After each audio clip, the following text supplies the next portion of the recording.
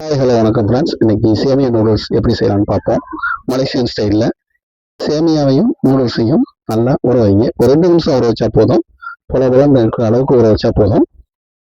மசாலா, உப்பு, மிளகுத்தூள் இந்த மாதிரி மசாலா பொடியை வச்சுக்கோங்க. வெங்காயம், பச்சை மிளகா, முட்டைக்கோஸ், பொரிச்ச சிக்கன் இதுதான் தேவையான இது. முதல்ல முட்டையை போட்டு எண்ணெயில் போட்டு பரட்டிடுங்க. அதுக்கப்புறம் காய்கறியை போட்டு மசாலாவை போட்டு ஒன்றா போட்டு நல்லா பரட்டிடுங்க. மசாலா காய்கறி எல்லாம் நல்லா வேக விட்டதுக்கப்புறம் ஊற வச்ச நூடுல்ஸையும் சேமியாவையும் ஒன்றா சேர்த்து போட்டு பரட்டணும்.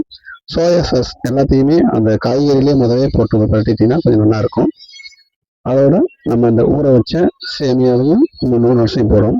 சேமியா நீங்கள் ஊற வைக்கும்போது வெறும் பச்சை தண்ணியில், அதாவது சும்மா நார்மல் தண்ணியில் 2 நிமிஷம் ஊற வச்சா போதும். சேமியாவை நல்லா புலபுலன்னு இருக்கணும். குச்சி மாதிரி இருக்கிறது கொஞ்சம் லேசாக வேக வச்சா போதும். நூடுல்ஸுக்கு லேசான வெதுவெதுப்பான தண்ணியில் ஊற வச்சா போதும். ஊற வச்சு ஒட்டாத அளவுக்கு நல்லா புலன்னு இருக்கணும். அப்போதான் நல்லா இருக்கும் அந்த நூடுல்ஸ் பெருட்டுறதுக்கு.